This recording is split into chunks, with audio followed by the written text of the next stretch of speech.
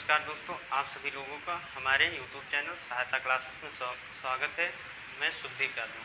तो आज की क्लास में हमारा लेक्चर 4 है। आज की क्लास में हम सभी लोग पढ़ेंगे केमिस्ट्री का लेक्चर 4 है। इसमें आज हम सभी लोग पढ़ रहे थे कि रासायनिक अभिक्रियाओं के प्रकार। तो कल हमने योगात्मक यानी कि संयोजन अभिक्रिया पढ़ ली थी। आज हम सभी लोग पढ़ेंगे वियोजन, और उससे पहले हम पढ़ेंगे ऊष्माक्षेपी अभिक्रिया क्या होती है। तो हम सभी लोग हेडिंग डालेंगे ऊष्माक्षेपी अभिक्रिया, हेडिंग डालेंगे ऊष्माक्षेपी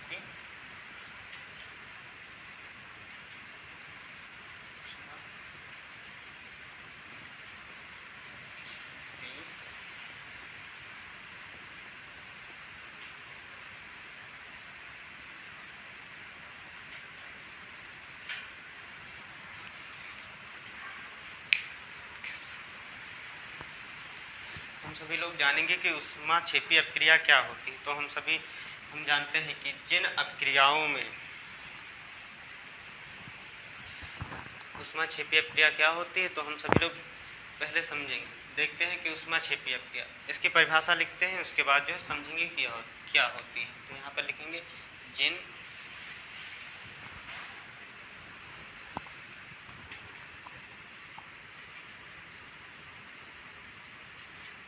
अभिक्रियाओं में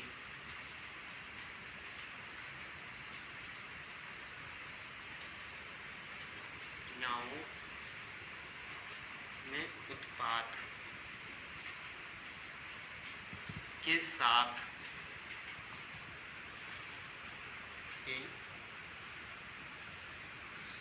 ऊष्मा का निर्माण होता है।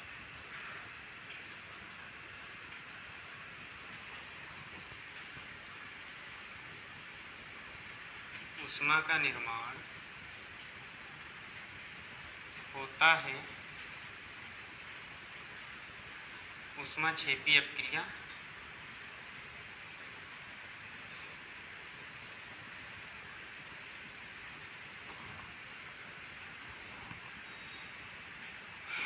कहते हैं।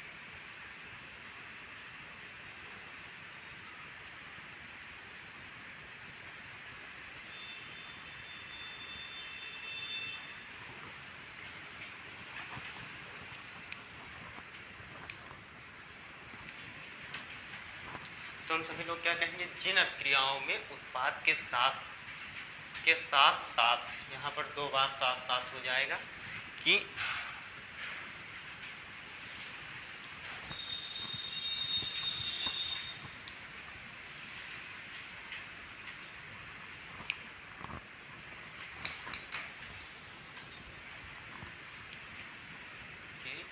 साथ साथ ऊष्मा का निर्माण, यहाँ पर लिख लेंगे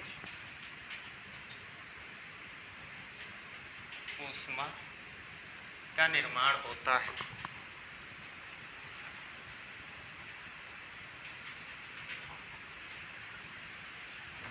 तो इसकी परिभाषा होती है जिन अभिक्रियाओं में उत्पाद के साथ साथ ऊष्मा का निर्माण होता है, ऊष्माक्षेपी अभिक्रिया होती है। इसका उदाहरण देखेंगे प्राकृतिक गैस का दहन। उदाहरण हो जाएगा प्राकृतिक गैस का दहन। हमारा जो इसका उदाहरण होगा प्राकृतिक गैस का दहन, यहाँ पर उदाहरण, उसके बाद हेडिंग डाल लेंगे, फिर लिखेंगे CH4। हमारी जो मीथेन होती है CH4, ये एक प्राकृतिक गैस है। इसका दहन हम लोग O2 के साथ में कराएंगे। तब यहाँ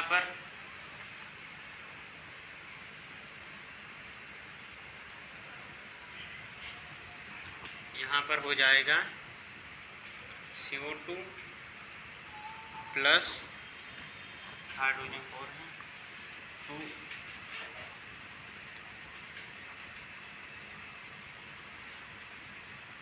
ऊष्मा।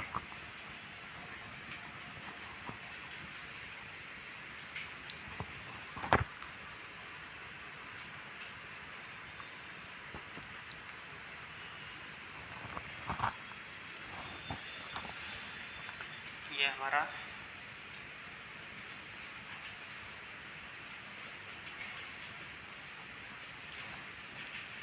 यानी कि हमारी जो प्राकृतिक गैस है CH4 और इसका O2 के साथ जब जो है हम इसका दहन कराएंगे तो हमारा प्राप्त होगा कार्बन डाइऑक्साइड और जल प्लस ऊष्मा, यानी कि जिन अपक्रियाओं में उत्पाद के साथ साथ ऊष्मा का निर्माण होता है। यानी कि ये जो हमारी अपक्रिया है प्राकृतिक गैस का दहन, इसमें हमें उत्पाद तो मिल रहा है, उत्पाद हमें जो है क्या मिल रहा है, उत्पाद CO2 प्लस 2H2O मिल रहा है और इसके साथ हमें एक अलग चीज़ प्राप्त हो रही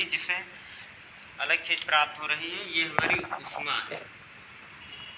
तो वही तो हमें पढ़ना था कि जिन अपक्रियाओं में उत्पाद के साथ साथ ऊष्मा का निर्माण होता है ऊष्मा क्षेपीय अपक्रिया कहते हैं।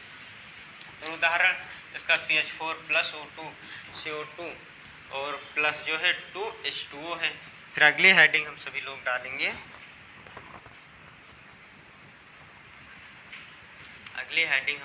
डालेंगे, ये दूसरी नंबर की। कल एक संयोजन देखे थे, आज देखेंगे वियोजन अपक्रिया।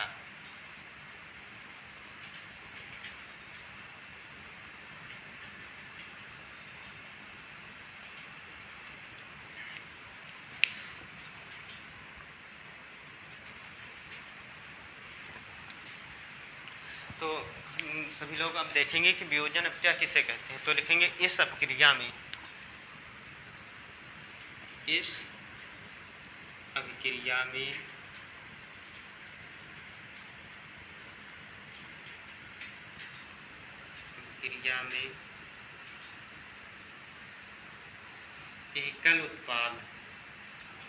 एकल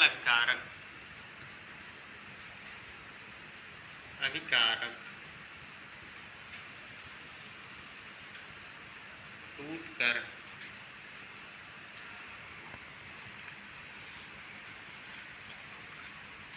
दो या उससे अधिक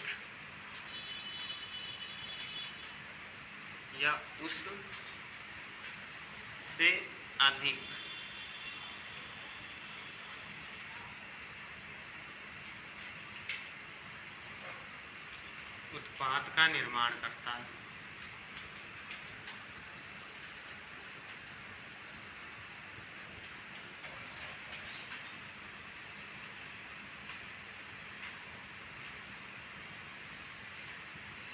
वियोजन अपक्रिया कहलाता है।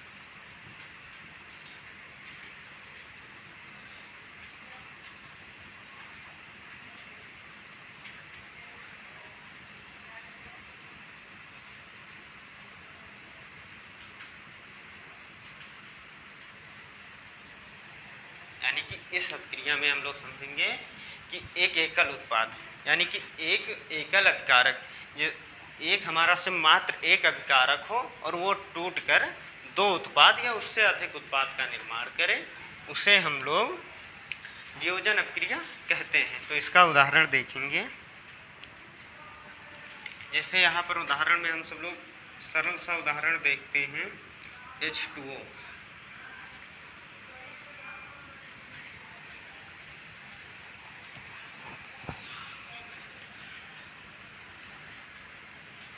ये हमारा जल है, ये अभिकारक के रूप में यहाँ पर काम कर रहा है। जल जो है यहाँ पर हमारा अभिकारक के रूप में काम कर रहा है। और फिर यहाँ पर जब हम ऊष्मा देंगे, ऊष्मा देने पर यह जो है यहाँ पर 4H प्लस 2O के रूप में टूटेगा। तो यहाँ पर दो उत्पादों का निर्माण कर रहा है। यानी कि अब हमारी जो ये परिभाषा है यही तो कह रही है, इस अपक्रिया में एकल अभिकारक टूटकर, यानी कि ये जो अभिकारक एक अभिकारक है, ये टूटकर जो है दो उत्पादों का निर्माण कर रहा है, एक ऑक्सीजन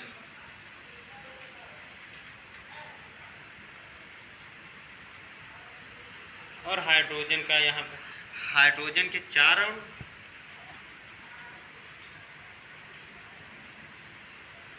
और ऑक्सीजन के 2 अणु का निर्माण कर रहा है, 2।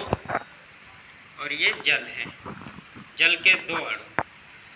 जब टूटते हैं तो 4 हाइड्रोजन और 2 ऑक्सीजन का निर्माण करते हैं। तो ये अब क्रिया समझ में आई होगी। फिर अब अगली अब क्रिया हम देखेंगे, उससे पहले इसको इरेज करते हैं।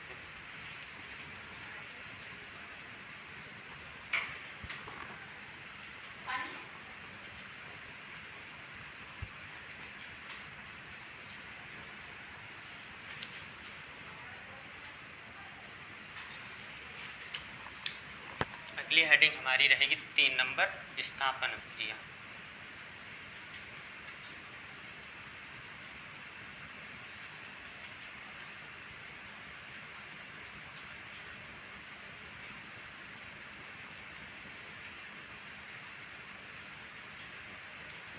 इसको हम सभी लोग विस्थापन क्रिया इसमें लिखेंगे कि जो है इस अपक्रिया में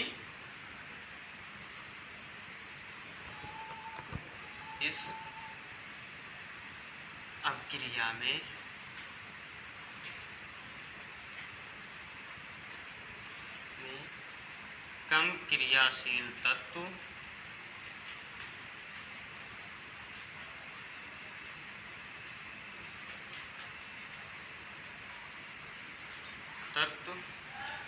इससे अधिक क्रियाशील तत्व को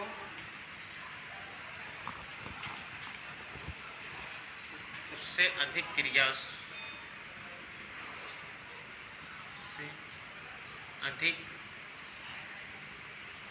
क्रियाशील तत्व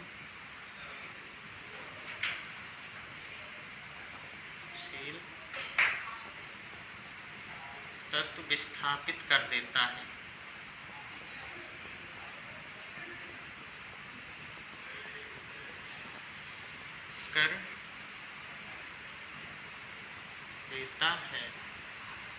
तो हम सभी लोग इसका उदाहरण देखेंगे। उदाहरण जैसे हमारा मान लो ये उदाहरण में हो जाएगा, यहाँ पर जिंक है, यहाँ पर जिंक है और यहाँ पर कॉपर सल्फेट है। तो जब जिंक कॉपर सल्फेट से अपक्रिया करता है तो यहाँ पर जिंक सल्फेट बना लेगा SO4 और कॉपर को उसके स्थान से विस्थापित कर देता है। यानी कि जो जिंक है ये कॉपर से अधिक क्रियाशील तत्व है। जिंक कॉपर से अधिक क्रियाशील तत्व है।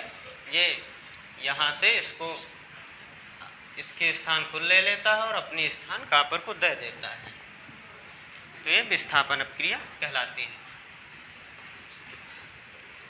तो आज की क्लास में हम इतना ही देखेंगे, इसके आगे कल देखेंगे।